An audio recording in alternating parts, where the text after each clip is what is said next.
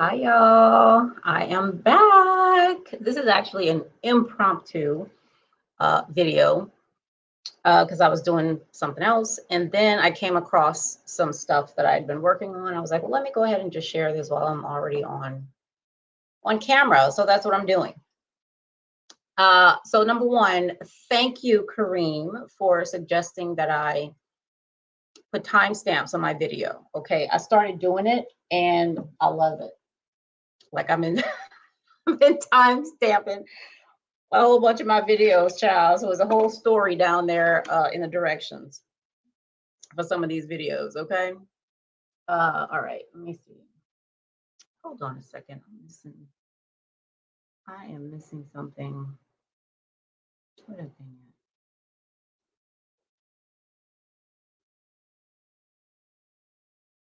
Where's my? Oh, here we go. Hold on, y'all. Give me a second, y'all. Hold on one second.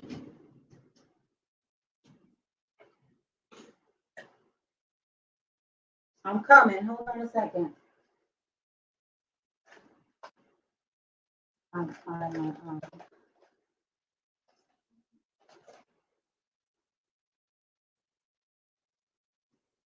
gotta fix this thing. It's getting on my nerves. I'm coming, y'all. Hold on.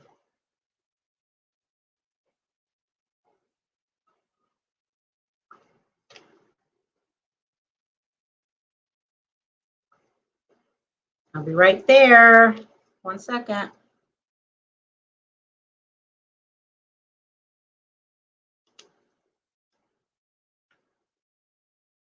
All right, here I come. I can't take when my stuff is not looking right. Okay.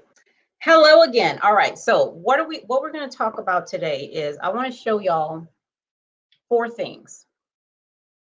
All right. Now I have this, and I'm looking at it right here, this cyber thing that I've been talking about like forever and a year. So the first one is the NIST Cyber Resilience standards. Okay. Now where did they go? Here it is. So it's the NIST. What's the number? Let me get the number right.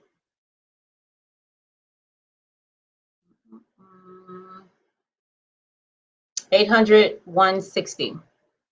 Yeah, 800-160. And it talks about 14 techniques to improve cybersecurity resiliency. Now, I love this thing. I mean, I am in love. You hear what I'm saying here? I am in love with this thing because let me show you how they distinguish cybersecurity from cyber resilience. All right. I gotta put the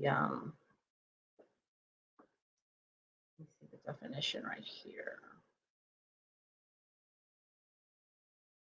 Okay, here we go. So let me read to you how they define it, okay? They say cybersecurity consists of technologies, processes, and measures that are designed to protect systems, networks, and data from cyber crimes. We all know that, okay? That's what it is.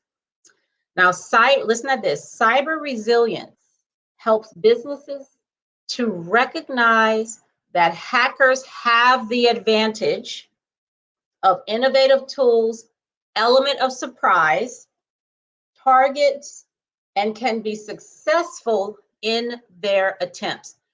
They're like, listen, business is not a matter of if, but when. Okay, they got the skill, they got the tools. You know, they've been doing this. They got states backing them up. They got the money. They got the team. They got all that. Okay, so just let's start there.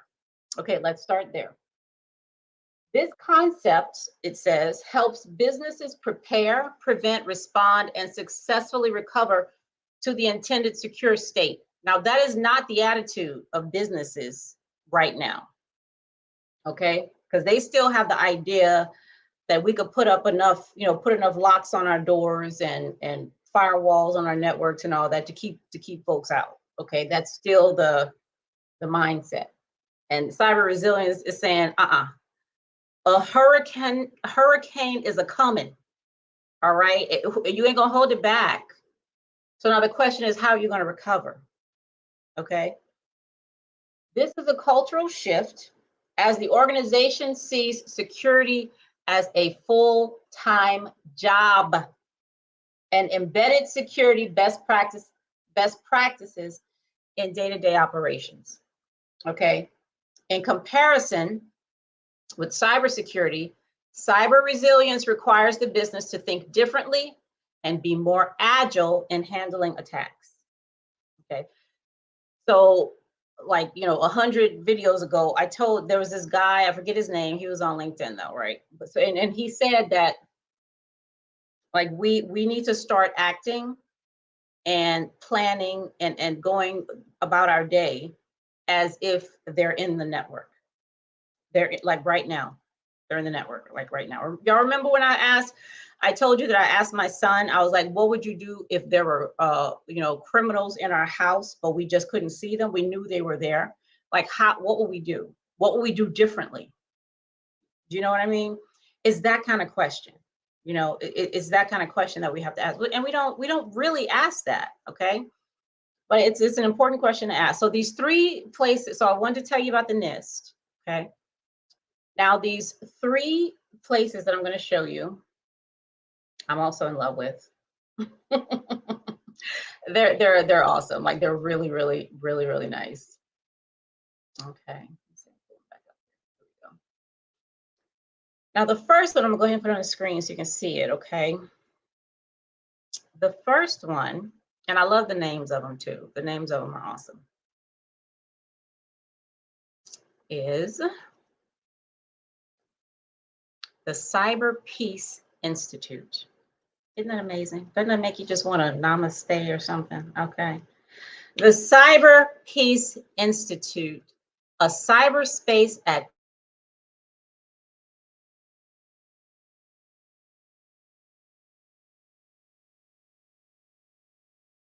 and have a whole leadership team, executive board, blah, blah, blah, all that stuff.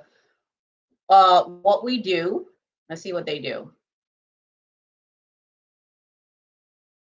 Okay, protect healthcare, stop infodemic. Look at that word, infodemic, humanitarian cybersecurity, and they have a CyberPeace cafe, okay? They focus on the rights of people and assess the impact of cyber attacks from a human perspective. I ain't gonna read all this, but y'all go look at this website. We engage with vulnerable communities to understand their needs for cybersecurity support. We tell the stories of those who have entrusted us to assist and support them. And they partner with a lot of people to provide free and trusted cybersecurity to vulnerable communities. So I told someone the other day, what were we talking about? I forget what how the conversation started, but what I said was some of these things it's like, if you have a problem, like if one of your light bulbs goes out in a house, okay? You don't call an electrician to come change your light bulb, okay? You don't get on the phone and call an electrician to come flick your light switch. I mean, you know how to do that stuff. There are certain things in the house that we can do. Hi, C. Burgess 513. There are certain things that we can do, okay, on our own without getting hurt, electrocuted, or anything, okay? They're like day-to-day things. And I really feel like cybersecurity, like there are things that people can do, where they don't need, a cybersecurity professional to go, so we're not there yet. But I feel like the CyberPeace Institute is about not even bringing cybersecurity to regular people, because it's already there, but just having them realize not like that it's your responsibility, but it's under your control. Like you can control, when you change your light bulbs, what kind you get, how much it's going to cost, depending on what your needs are. You can control that. Hey, Professor Black Ops, aren't they the truth though? Look, I am right there with you. I read this document and I was like salivating. This cyber resilience thing is off the chain. I'm telling you, off the chain. And they have a whole, what is it? A cyber resiliency techniques. Okay. And it encompasses stuff like the that new defend framework that MITRE has come out with, which I love. I mean, I think that thing is amazing. But it's just so good. It's really, really good. I love it. And I'm gonna put the link in the description too, so people can go see what that is. But yeah, so the CyberPeace Institute, y'all go look over at them. They got they got a lot going on. And apparently, like, they have publications and stuff. So I put this in one of those courses that I'm doing right now. Playing with live cyber attacks. Cyber attacks on healthcare or attacks on people. Absolutely. What we learned from the, who was that? Kinsella attack? Recommendations for a human-centric approach to curb ransomware. I don't know what that is. I'm sure you've already reported on it, Professor Blackout. So this is a really good site. And so they got a lot of good stuff going on. Okay, so the next one is the Coalition to Reduce Cyber Risk. Okay. It's a multi-sector, multinational coalition with governments around the world to increase adoption of risk-based approaches to cybersecurity. All right. And I think, of course, this is awesome. Because this goes right along with what the CyberPeace is doing. It goes right along with cyber resiliency, right? Because cyber resiliency is not about, preventing the tornado, okay?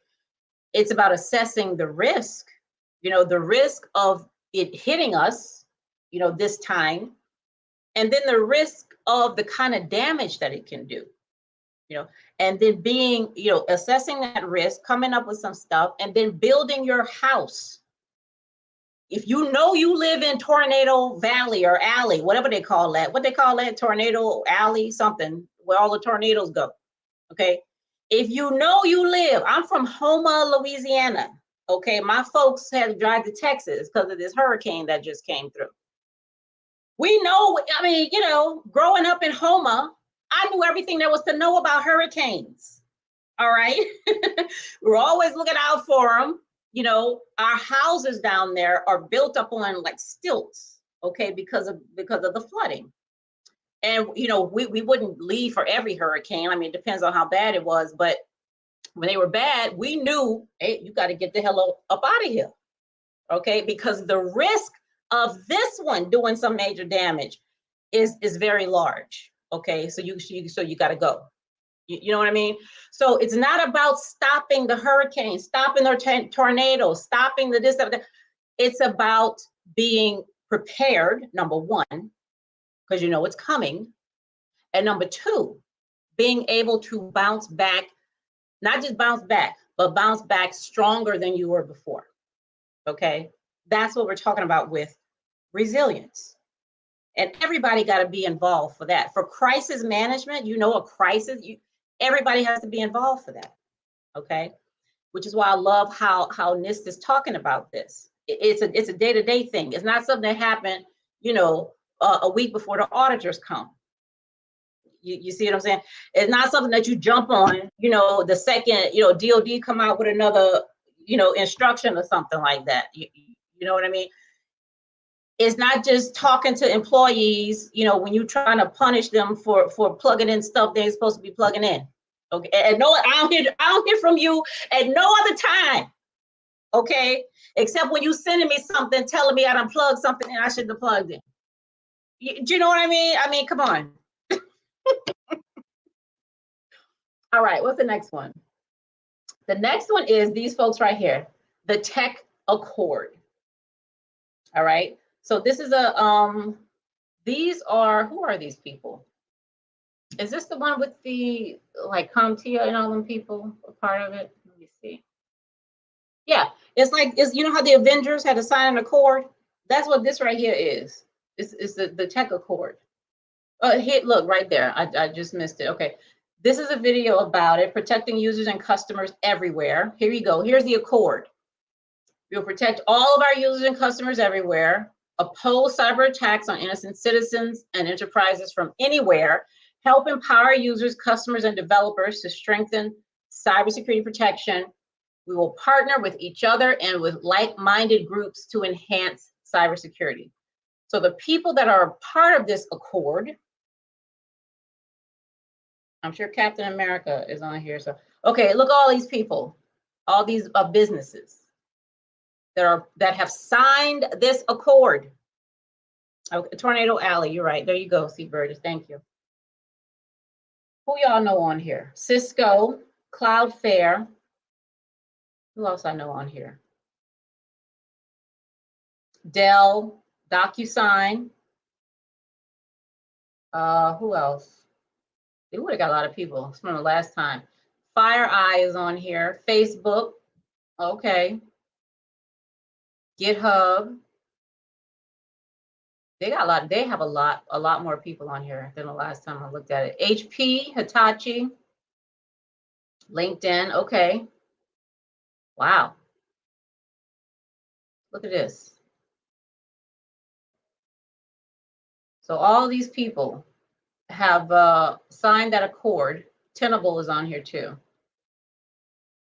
I'm sure y'all know way more of these people than I do. Nokia still in business. Okay.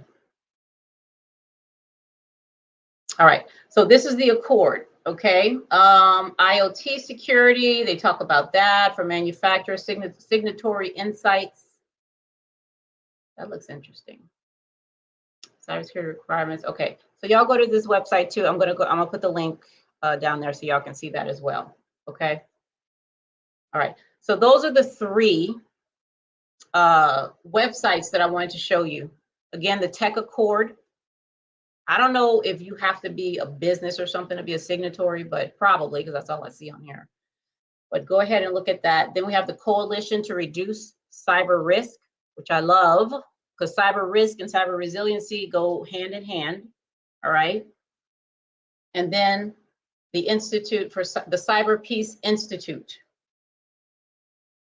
Okay, I'm gonna have to read these stories. I haven't read these yet, but I bet you these are like really, really interesting. What kind of events do they have?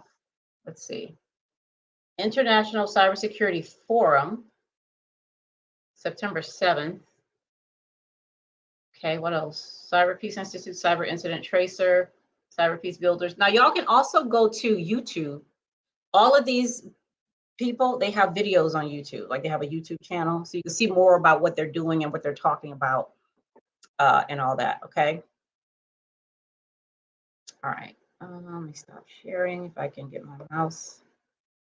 This mouse is weird. I'm telling you. It is so weird. Here we go. All right.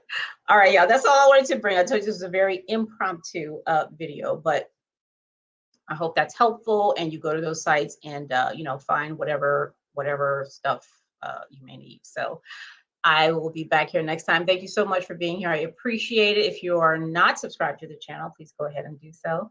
And I'm going to see y'all next time. Thank you, Professor Black Ops. Thanks, C. Burgess 513 for being here. I appreciate you so much. Okay. Good night, y'all.